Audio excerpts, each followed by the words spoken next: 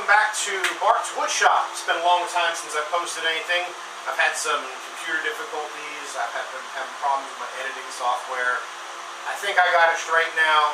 We should be able to edit a video without a problem, but we're going to give it a try. So, I've done a bunch of little things since we've last talked. I've been working with a lathe a lot. I'm getting a little bit better at it. We're learning some more techniques. Just recently, a friend of mine had cut down a crepe myrtle tree, and I got some of the wood from it. So, I'm going to begin this crepe myrtle project I'm working on. I put it on the lathe, and I started turning it, but I never hit the record button. So, I'm a little bit into it. Not really too much. I just started the rounding process. So, I'm going to bring you over to the lathe so you can see what I'm working on. And let's see what this thing turns out to be. Alrighty, see you in a minute. Let me get my safety equipment on and bring you over by the lathe. Alright, so as you can see, the only thing I've really done was mount the piece of wood between centers. And I began turning it a little bit roundish, just using my spindle roughing gouge. Just trying to get a little bit of shape to it. And I think what I'm going to try to make out of this piece is a vase. But we're going to see how it works out, and we're going to go from there. Let's get this thing started, get my safety equipment on, and we'll get the lathe turned on.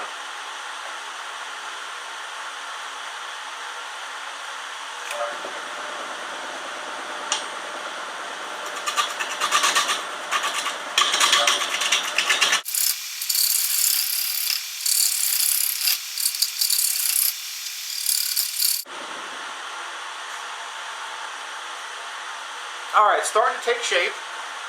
Now, because of the way this bends, I'm going to end up leaving some of this bark inclusion on the finished product, I believe. It's a nice smooth bark this crepe myrtle has, and I think it's going to make a really interesting feature once we get it all shaped out. I've been on a low speed right now. Because it was so out of balance, it was shaking everything around. So now that we're starting to get a little bit more symmetrical, I'm going to increase the speed just a little bit.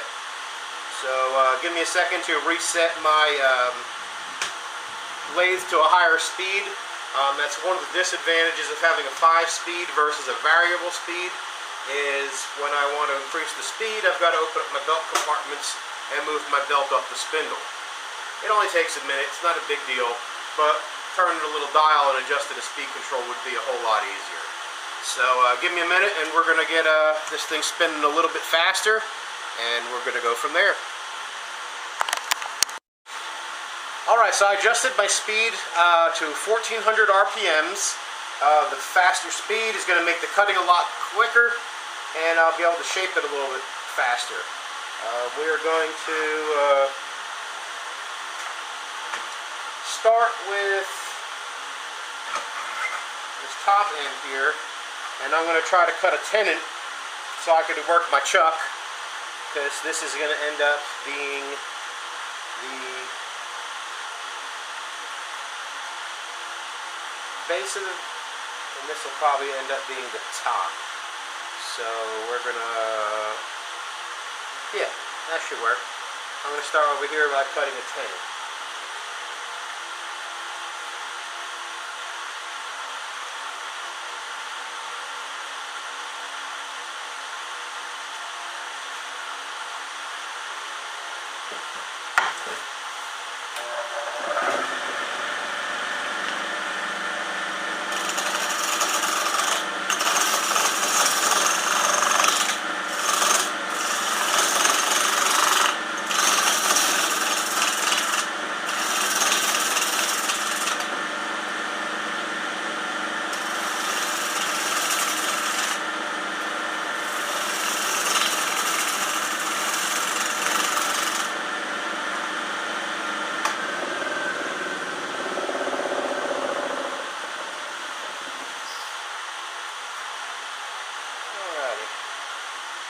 Let's see if I can give you guys a little bit better of an angle.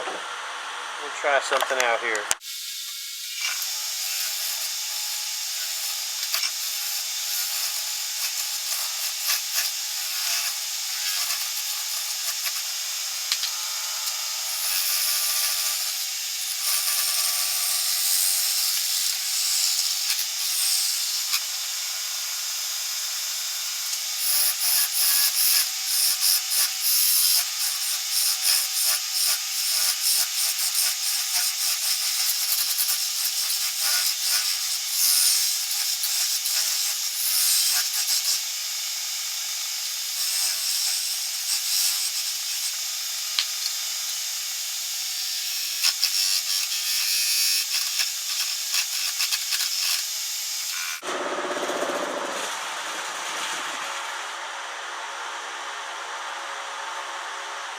I think that's big enough for my tenon to fit into. I need to double check with my tuck jaws here and my caliper.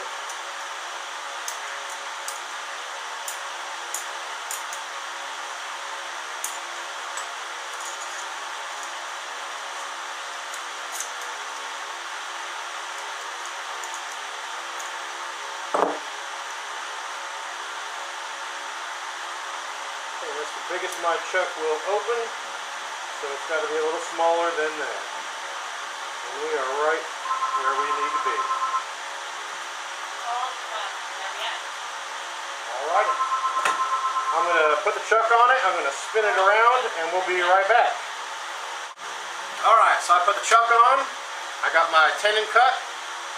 We are going to tailstock way back so I got room. And we are going to put this into the tenon. Tighten the chuck down.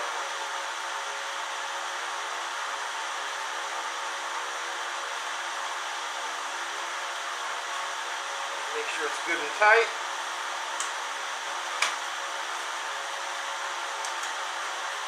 I like to tighten both sides just because I don't know that it makes a difference.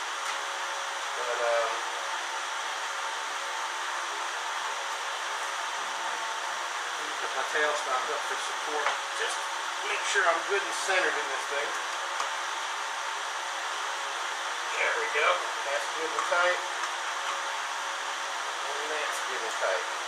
We certainly don't want it letting go and flying off somewhere in the shop and breaking anything, including my face. So, yeah. Alright. We're ready to get back to turning. Get my tool rest set where it needs to be. And we're going to start shaping this vase.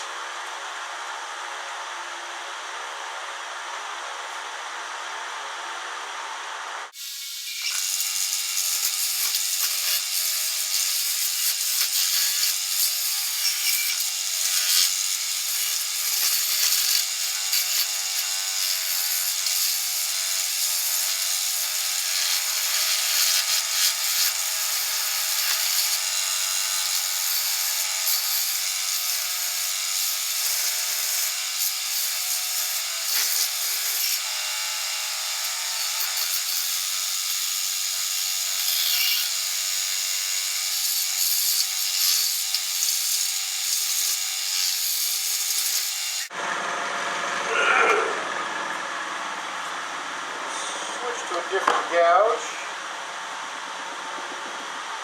When the only difference is it's got a round tip on it versus a flat tip. And I'm going to try to make this curve here a little nicer. Clean it up a bit. Trying to get a good vase shape out of it.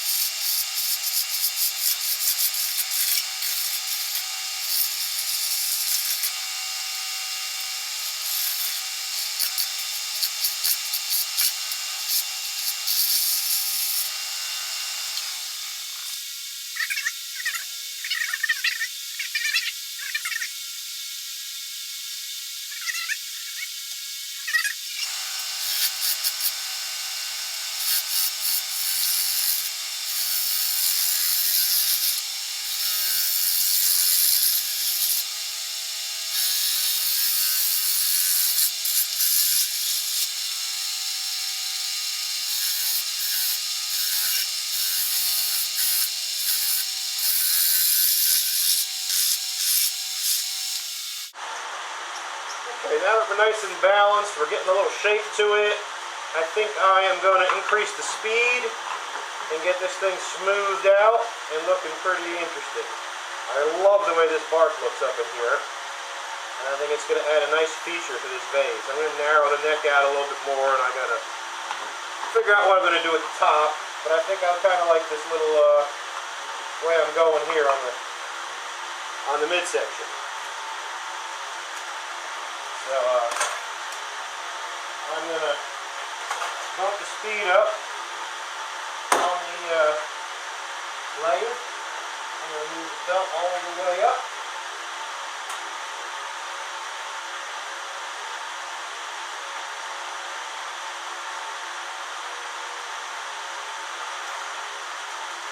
In the right position. And it looks good. See, it doesn't really take that long to change the speed. It's just a little easier to flip a knob than it is to open up my compartments and change the speed that way. Alright, let's give her a whirl.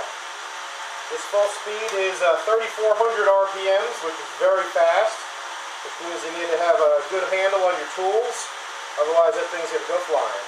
So let's get her going.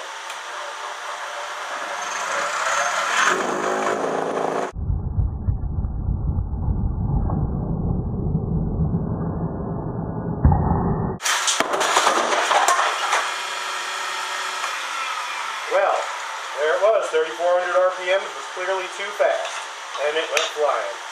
So, let's get it reset, and I'll be right back.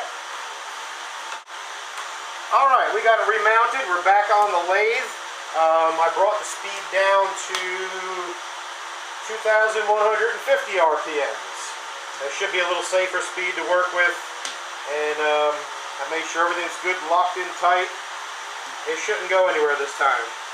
But that just goes to show some of the dangers of working with this type of machinery and why safety equipment is important. You got to have your face shields. I wear dust masks because breathing in these dust from the wood is always could possibly be harmful to you. So we use our precautions. So we're going to get back to spinning this thing around, and hopefully it all works out.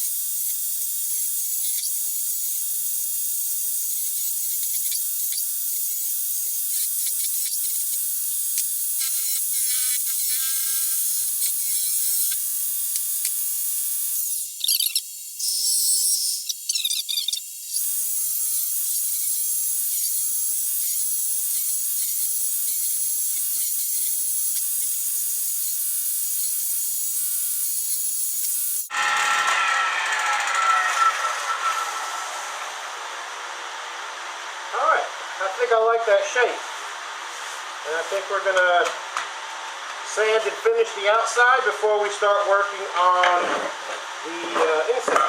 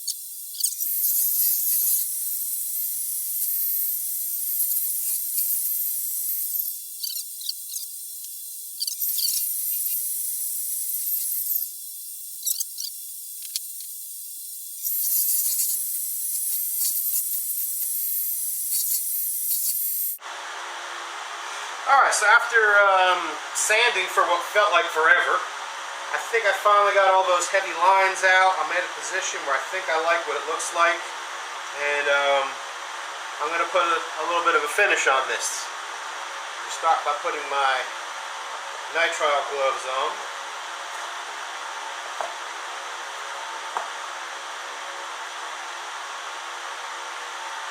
Always got to wear your safety equipment. Not to mention the finish smells bad, and then it's on your hands, and you got to smell it all day. And no matter how many times you wash, that oil just doesn't want to come out. So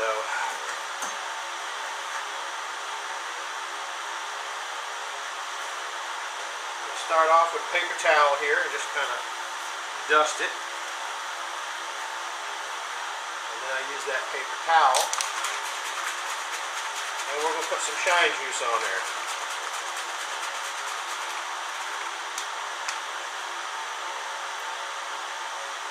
And you start with a good liberal amount. Work it into the wood. Get it on there real good. Make sure you don't have any dry spots. Get all up in that bark.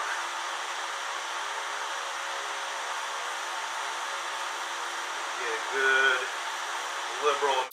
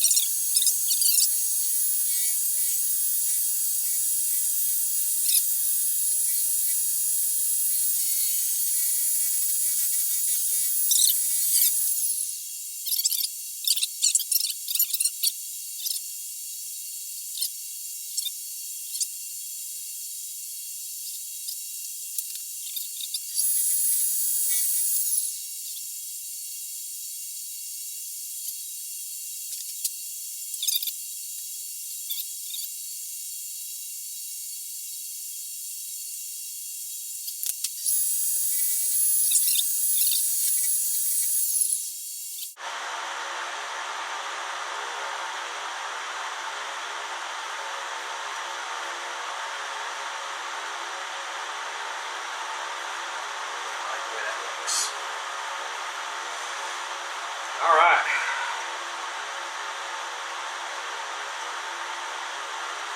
Now, for the fun part. We're going to try and hollow this thing out. Give me a minute to set up. I'm going to put my Jacob's chuck on here so that we can drill into it. And I'll probably try and get you a little bit of a better camera angle so that you can see exactly what I'm doing. Alright, so here's where we're at with this design. It's just too long and too heavy for this little chuck I have. So we're going to change the design. We're going to make it a little bit shorter, and I'm thinking about flipping it and hollowing out this half rather than trying to hollow out this side. But I'm not sure. I want to just shorten it off first and then go from there and see what it looks like. And maybe we'll change the whole design.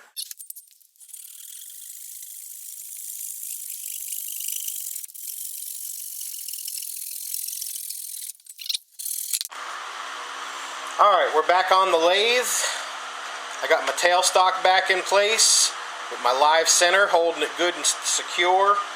I thought about bringing it down and using this end as the top and this end as the bottom, but I don't want to lose all this bark inclusion. I really like the way this looks. Gives you that natural feel to it. So I think what I might do is we're going to lose some of it, but I might bring the taper up a little bit here, and like I said, we'll lose some of it, but we're not going to lose all of it. And just kind of reflare this end out for the vase end. I don't know, we're going to give it a try, see what happens with it.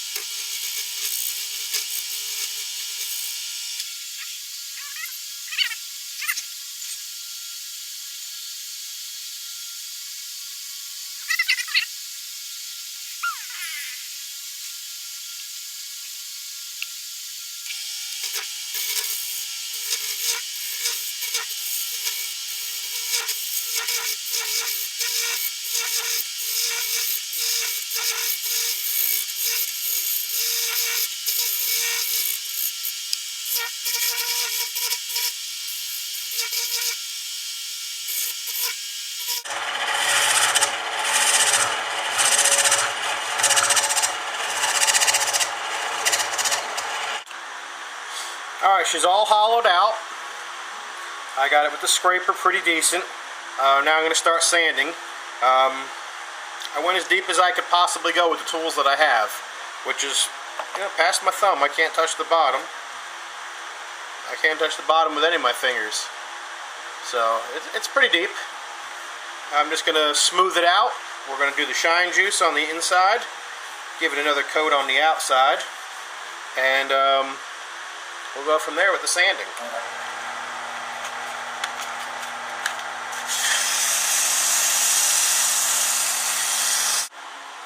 Alright, so it's all hollowed out. I finished it off. Now I got this tenon to deal with here on the end. I got a couple of options. I could put it on the bandsaw and hack it off, but my bandsaw is not that big. I could cut it off with a saw and then sand it down. I'm going to try to actually reverse chuck it and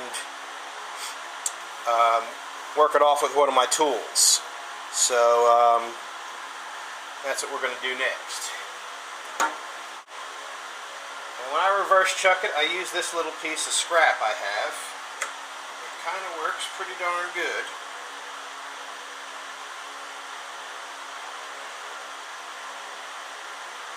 I work that into the jaws of the chuck.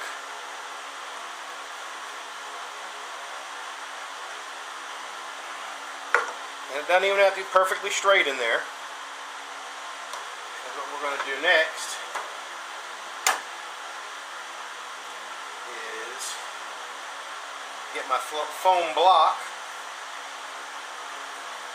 and we're going to put it on like that with the tailstock. The tailstock's going to center it. The foam's going to protect the wood, and we're just going to jam it in there like so. So let me get my tailstock and put it back on the lathe.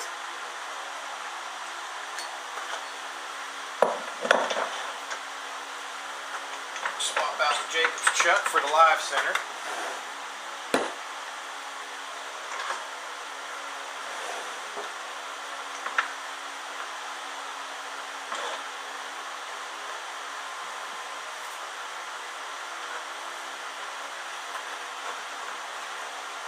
The center point is still on the base of the vase, so I could see exactly where it is. And with the foam and everything else, it usually kind of self-centers itself once I crank it down.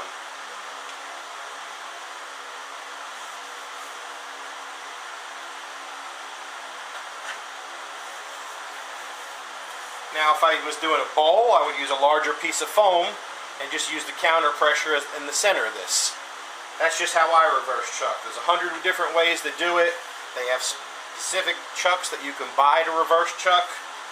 This particular method seems to work just fine for me. I don't have any problems with it.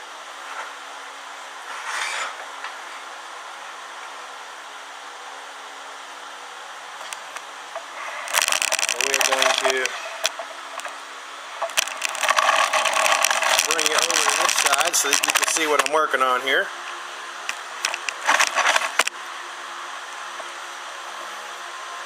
And you see I got my tailstock centered in here. Relatively straight. I see very little wobble. Like I said, the foam kind of helps self-center it.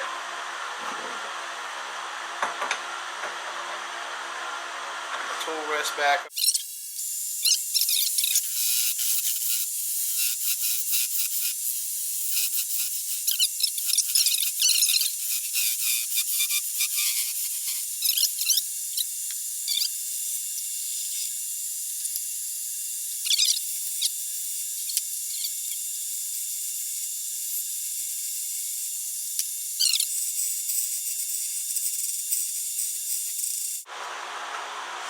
Alright everybody, that is it.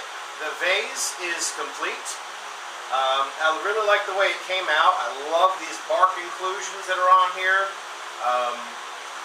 Wood grain came out real nice. I'm not sure you can see it very well with the lighting in here.